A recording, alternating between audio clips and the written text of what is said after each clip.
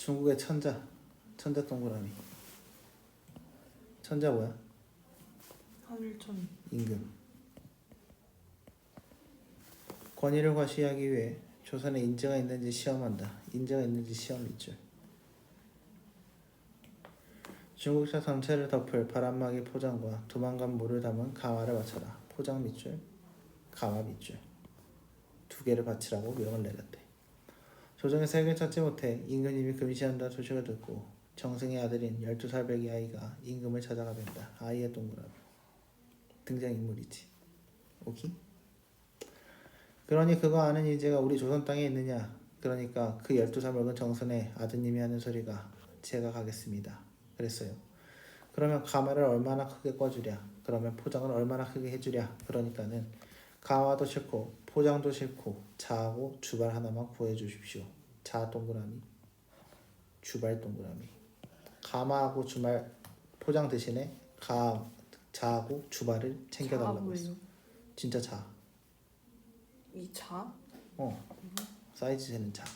주발은요? 별표 써져 있지? 그랬어요. 그래서 그거를 참 다 임금님께서 해주시니까 그거를 이 도포 손 안에다가 넣어가지고 중국으로 건너갔어요.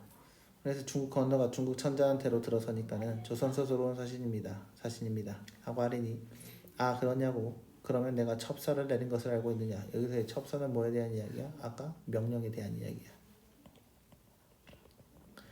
예 알고 왔습니다. 그러면 뭐를 해가지고 왔느냐? 가마를 거가지고 왔느냐? 예. 그럼 포장도 해가지고 왔느냐? 예. 그러면 가지고 들어오더라. 하니까는 이 도포 소매에서 자 하나하고 주발 하나하고를 내놔줬어.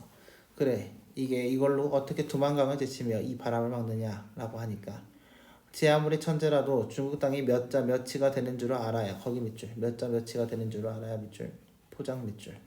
포장의 조건이 뭐다? 사이즈를 재야 만들 수 있다. 제 아무리 천재라도 두만강에 물이 몇백 명말 되는 거를 밑줄 재주십시오 밑줄. 그래야 가마를 만들 수 있습니다 라고 이야기를 하고 있지. 그래서 이 치수되는 걸 뭐하고 해달라고? 자하고 주발로 각각 치수를 재주세요 라고 이야기를 하고 있다는 겁니다. 글쎄 이 자로는 재서 주어주시고 두만강 이 주발로 퍼서 물을 재주신다면 제가 우리 조선에 나가서 그와 똑같이 해가지고 들어오겠습니다. 한마디로 뭐야? 야, 그 포장해달라고 할 거면 니네 사이즈 재서 갖고 와야 내가 포장을 해주지? 이런 말이야. 이해됐어? 그러니까 애초에 명령이 말이 됐어 안 됐어? 말이 안 되는 거였지. 그래서 얘도 똑같이 우문현답인 거죠. 말 안 되는 걸로? 말 안 되는 걸로. 이해됐지? 그러니까 천재가 무릎을 탁 치면서 조선에도 인재가 있구나. 그러고 그때 벼슬을 줬다는 거예요. 라고 되어 있습니다. 이해됐나요? 다음. 성주로 김진사 댁에 듣거리 동그라미. 하인이 있었는데 하인의 밑줄. 매우 교활한 놈이었다. 교활한 놈 밑줄. 뭐야? 직접 제시야. 뭘 직접 제시했어? 인물의 성격을 직접 제시했어. 이해됐나요? 직접 제시. 직접 제시와 간접 제시 차이 알고 있어요? 직접 나타내고 간접은? 은근히 나타내. 간접은 말과 행동이야. 이해됐죠? 예를 들어서 이런 거지. 그는 분노를 참지 못하고 일어섰다. 성격이 급한 걸 알 수 있지. 행동이지. 이게 간접 제시야. 이해됐죠? 그래서 우리가 직접 제시는 이렇게 직접 표현하는 것이 직접 제시고요. 간접 제시는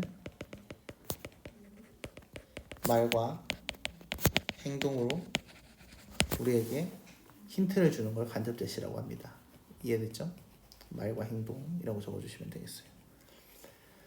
하루는 김진사가 어디에 기인이 볼 일이 있어 듣거리에게 말고삐를 잡히고 길을 떠나 날이 저물어서 여점에 들렀다.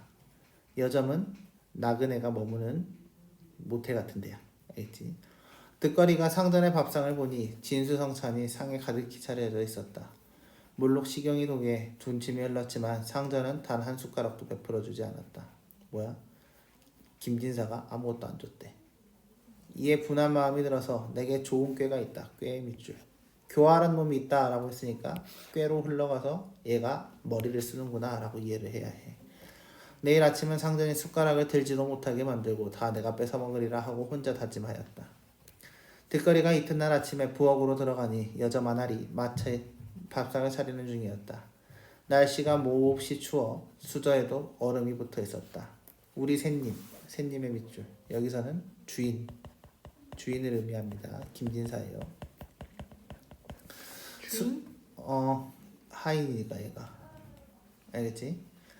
수저가 차가우면 잡숫지 않고 역정 화를 몹시 내시니 아무래도 뜨겁게 해야겠소. 듣거리가 그 아내에게 이렇게 말하고는 수저에 숯불을 묻었다가 상에 올리는 것이었다. 숯불을 묻었다가 밑줄. 숯불에 묻었대. 차가우니까 얼음을 녹인다는 핑계로 뜨겁게 만들었다는 이야기입니다. 이해됐나요? 김진사는 상을 받아놓고 앉아 숟가락을 들다가 뜨거워서 저도 모르게 소리를 쳤다. 뜨거라 라고 이야기를 했지. 뜨거라의 밑줄.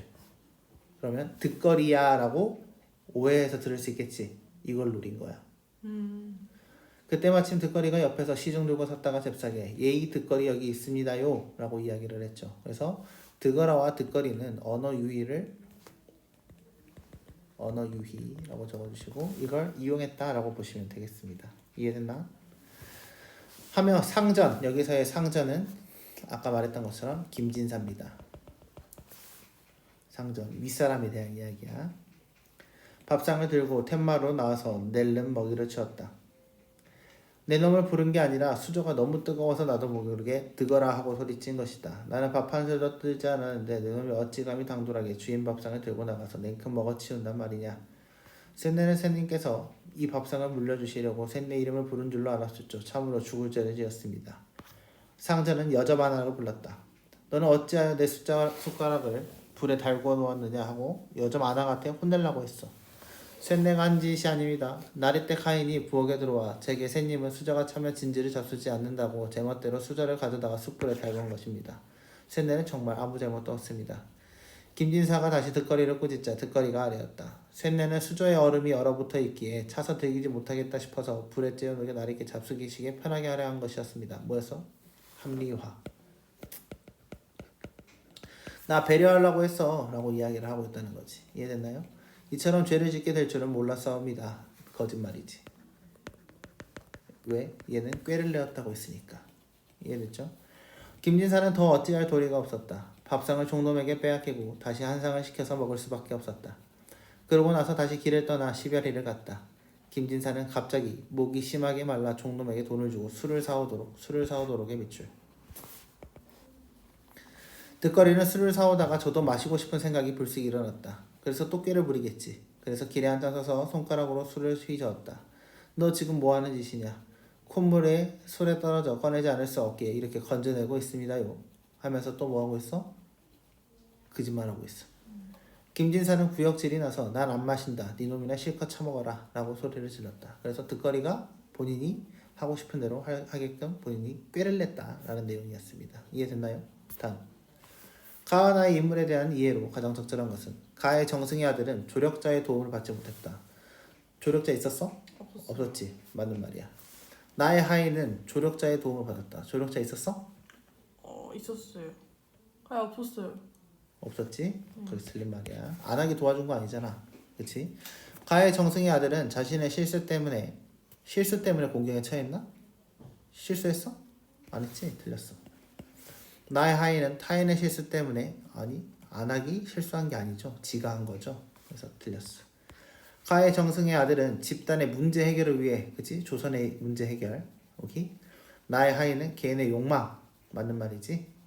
그래서 답은 3번이 되겠습니다. 가의 정승의 아들과 나의 하인은 둘 다 자발적으로 길을 떠났다.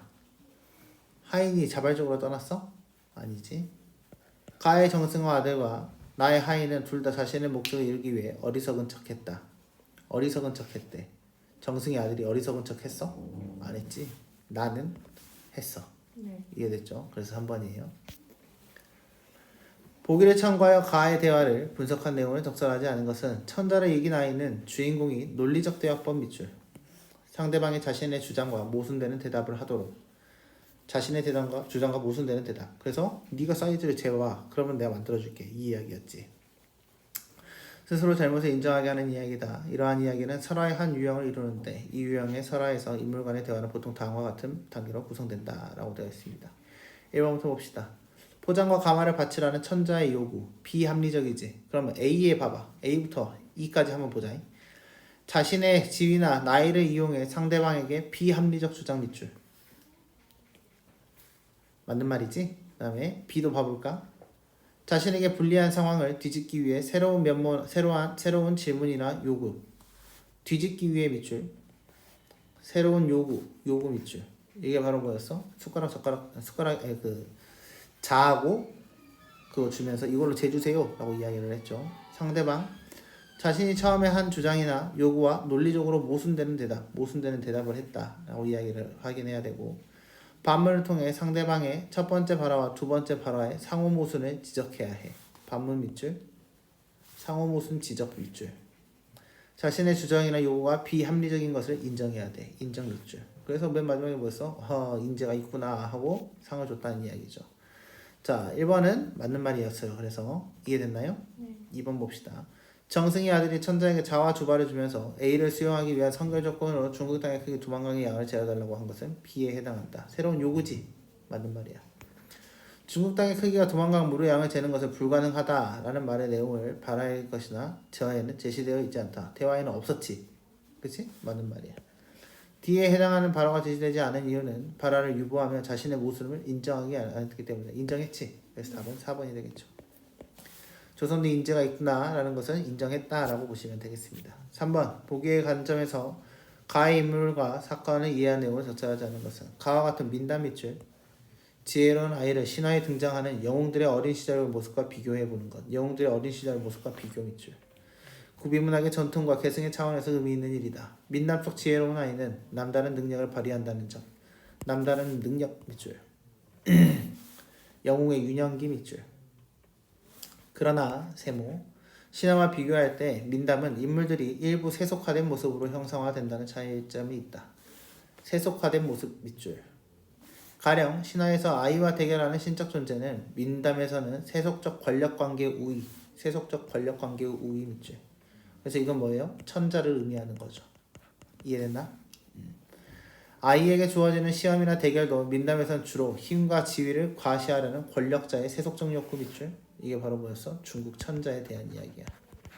아이의 능력도 신적 능력이 아니라 인간적 재능 정도 밑줄. 그래서 생각의 전환에 대한 이야기였던 거지. 이해됐지?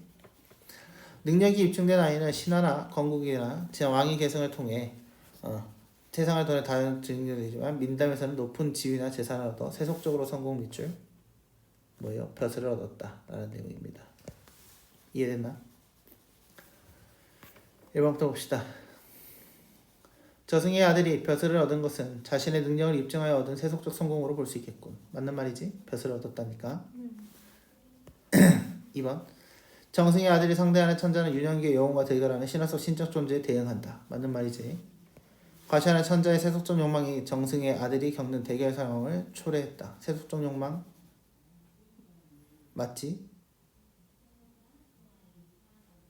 이해됐지? 정승의 아들이 지닌 뛰어난 능력은 세속적 권력관계에서 우위에 있는 인물과 대결하면서 얻게 된 인간적 재능 밑줄. 얻게 됐어? 아니요. 이걸 바탕으로 싸웠지? 그러니까 틀린 거지. 답은 4번이 되겠습니다. 정승의 아들은 남다른 능력을 발휘한다는 점에서 영웅신화에는 영웅의 어린 시절의 모습과 유사성이 있다. 맞는 말이죠. 이해됐죠? 보기를 바탕으로 기억에서 미음을 이해한 것으로 적절하지 않은 것은 종놈이 상전을 속이다의 득거리의 설화의 인물 유형 중 하나인 트릭스터에 해당한다. 트릭스터의 동그라미. 트릭스터의 목표를 이루기 위해 남을 속이는 행동 밑줄. 서슴없이 하지만 그것이 지배층의 부적절한 행동에 대한 풍자적 대응 성격 밑줄. 지배층의 부적절한 행동이 뭐였어? 지 밥 안 주고 지 혼자 낼름 다 먹었던 거였지. 오히려 웃음과 통쾌함 밑줄. 트릭스터는 말하기를 통해 원하는 바를 성취하는데 그의 말하기는 세 가지 측면에서 특징적 면모를 보인다. 첫 번째는 거짓말이 자유롭게 밑줄. 트릭스터의 거짓말은 대담하고 교묘하여 상대방을 깜빡 속아나가거나 알면서도 당하게 된다.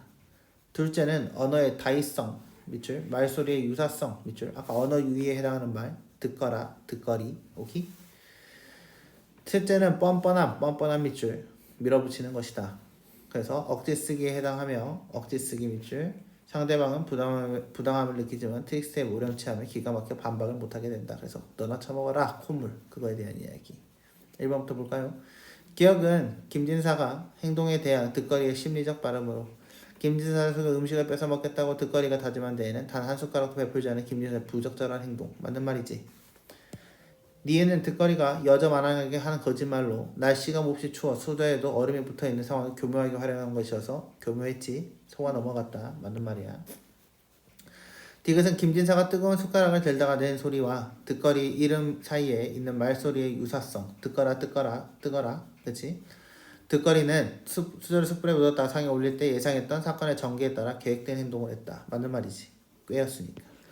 리엘은 김진사에게 거짓말이 탄로난 득거리가 억지 쓰기를 통해 더 상황을 모면하려고 한 말로 김진사를 이에 부당함을 느꼈지만 득거리의 뻔뻔함에 더 어찌할 도리가 없어 반박을 못했다. 라고 되어 있다.